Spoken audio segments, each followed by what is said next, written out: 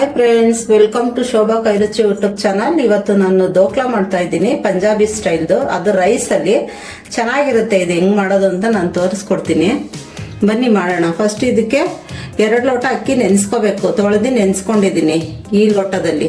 ಇದಕ್ಕೆ 1 ಲೋಟ ಮೊಸರು, 1 ಲೋಟ ರವೆ. ಇದನ್ನ ನಾವು ರುಬ್ಕೋಬೇಕೀಗ. ಇದನ್ನ ನಾನು ತೋರಿಸ್ತೀನಿ ಈಗ. ಬನ್ನಿ ಫ್ರೆಂಡ್ಸ್, ಫಸ್ಟ್ ಅಕ್ಕಿ ರುಬ್ಕೊಳ್ಳೋಣ ನಾವು. 2 ಲೋಟ ಅಕ್ಕಿ ನೆನೆಸ್ಕೊಂಡಿದ್ದೀನಿ. ಇದು ತುಂಬಾ ಚೆನ್ನಾಗಿರುತ್ತೆ ಬೆಳಗ್ಗೆ ಬ್ರೇಕ್ಫಾಸ್ಟ್ಗೆ, ನೈಟ್ ಡಿನ್ನರ್ಗೆಲ್ಲ.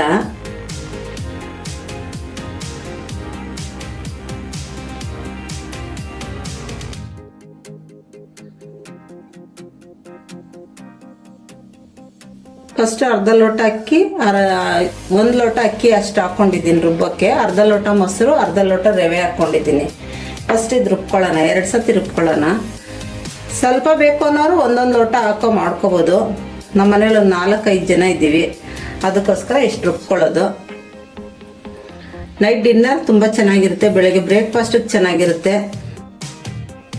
ಬನ್ನಿ ಇದು ರುಬ್ಕೊಂಬರೋಣ. ನೋಡಿ ಫ್ರೆಂಡ್ಸ್, ಈ ಥರ ರುಬ್ಕೋಬೇಕು ಇಷ್ಟು ನೈಸಿಗೆ.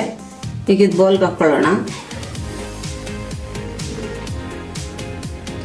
ನೋಡಿ ಫ್ರೆಂಡ್ಸ್, ಇದು ರುಬ್ಕೊಂಡಾಗಿದೆ. ನೋಡಿ, ಇದು ರುಚಿಗೆ ತಕ್ಕಷ್ಟು ಉಪ್ಪು ಹಾಕಬೇಕು. 1 ಸ್ಪೂನ್ ಸಕ್ಕರೆ, ಇನೋ ಹಾಕೋಬೇಕು. ಇನೋ 1 ಸ್ಪೂನ್ ಹಾಕೋಬೇಕು. 1 ಸ್ಪೂನು ಇಲ್ಲ 3/4 ಸ್ಪೂನ್ ಹಾಕೊಂಡ್ರೆ ಸಾಕು. ಇಷ್ಟು ಇನೋ ಹಾಕೊಂಡ್ರೆ ಸಾಕು. ಮತ್ತೆ ಇದಕ್ಕೆ ಸ್ವಲ್ಪ ನೀರು ಹಾಕೋಬೇಕು. ನೀರು ಹಾಕೊಂಡು ಒಂದು 10 ನಿಮಿಷ ಇದು ಚೆನ್ನಾಗಿ ನೆನಿಬೇಕಿದು. ನೋಡಿ, ಇನೋ ಹಾಕಿದ ತಕ್ಷಣ ಹಿಂಗಾಗುತ್ತೆ. ಚೆನ್ನಾಗಿ ಬೀಟ್ ಮಾಡಿ ಒಂದು 10 ನಿಮಿಷ ಬಿಟ್ಬಿಡ್ಬೇಕು ಇದನ್ನ. ಇದೊಂದು 10 ನಿಮಿಷ ನೆನಿಲಿ, ಆಮೇಲೆ ಹೆಂಗ್ ಮಾಡೋದು ತೋರಿಸ್ತೀನಿ.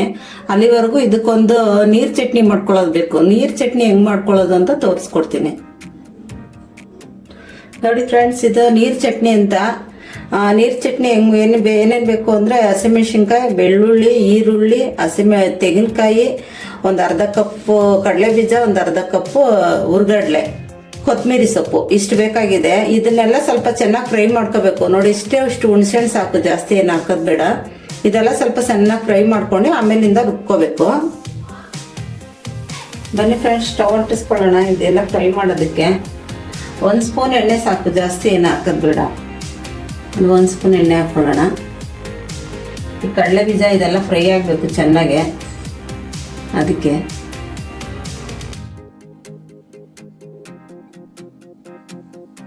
ಇದೆಲ್ಲ ಚೆನ್ನಾಗಿ ಫ್ರೈ ಆಗಬೇಕು.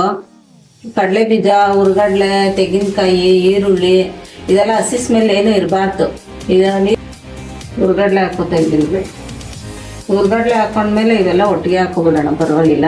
ಕಡಲೆ ಬೀಜ ಒಂದು ಚೆನ್ನಾಗಿ ಫ್ರೈ ಆಗಬೇಕು, ಅದಕ್ಕಷ್ಟೇ. ನೋಡಿ, ಎಲ್ಲ ಸ್ವಲ್ಪ ಚೆನ್ನಾಗಿ ಫ್ರೈ ಮಾಡ್ಕೊಳ್ಳೋಣ.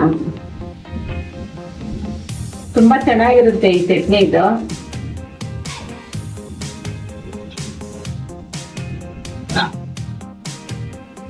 ನೋಡಿ, ಇದಾಗಿದೆ. ಇದು ಸ್ವಲ್ಪ ಆರ್ಮೇಲೆ ರುಬ್ಕೊಳ್ಳೋಣ.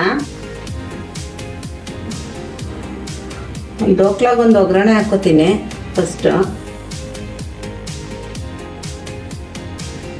1 ಸ್ಪೂನ್ ಸಾಸಿವೆ, ಸ್ವಲ್ಪ ಕರಿಬೇವು, ಹಸಿಮೆಣಸಿನ್ಕಾಯಿ ಸ್ವಲ್ಪ,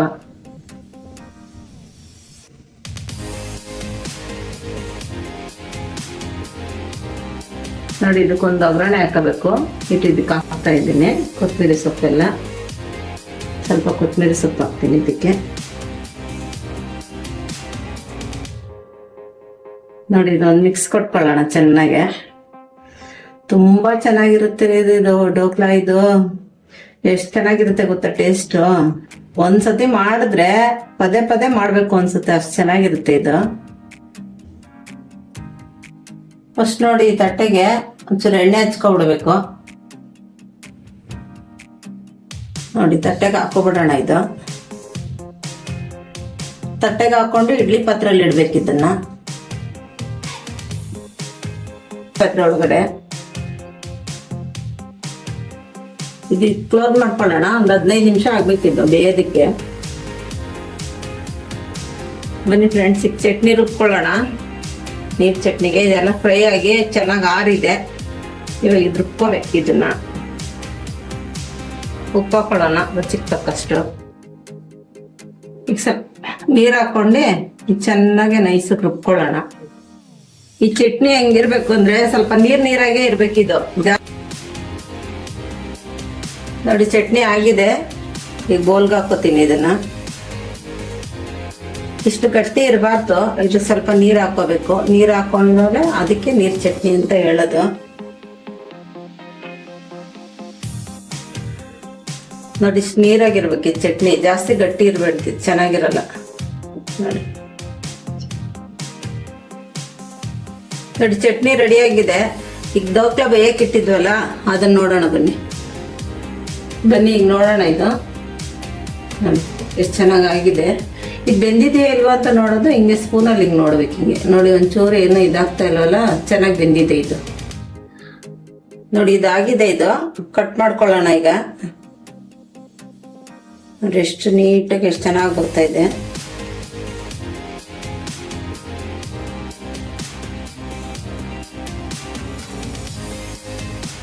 ನೋಡಿ ಇದು ಕಟಿಂಗ್ ಆಗಿದೆ.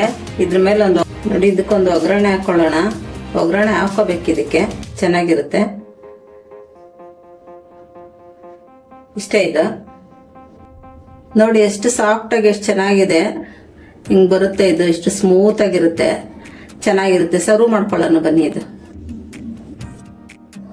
ನೋಡಿ ಫ್ರೆಂಡ್ಸ್, ಡೋಕ್ಲಾ ರೆಡಿ ಆಗಿದೆ. ಡೋಕ್ಲಾಕ್ ಒಂದು ನೀರು ಚಟ್ನಿ ಮಾಡ್ಕೊಂಡಿದ್ದೀನಿ. ತುಂಬ ಟೇಸ್ಟಿಯಾಗಿರುತ್ತೆ. ಬೆಳಗ್ಗೆ ಬ್ರೇಕ್ಫಾಸ್ಟ್ಗೆ, ನೈಟ್ ಡಿನ್ನರ್ಗೆ ಎರಡಕ್ಕೂ ಚೆನ್ನಾಗಿರುತ್ತೆ. ಮಕ್ಕಳೆಲ್ಲ ತುಂಬ ಇಷ್ಟಪಟ್ಟು ತಿಂತಾರೆ ಇದನ್ನು. ಈ ವಿಡಿಯೋ ನಿಮ್ಗೆ ಇಷ್ಟ ಆಗಿದ್ರೆ ಶೇರ್ ಮಾಡಿ, ಕಮೆಂಟ್ ಮಾಡಿ, ಲೈಕ್ ಮಾಡಿ. Thank you for watching.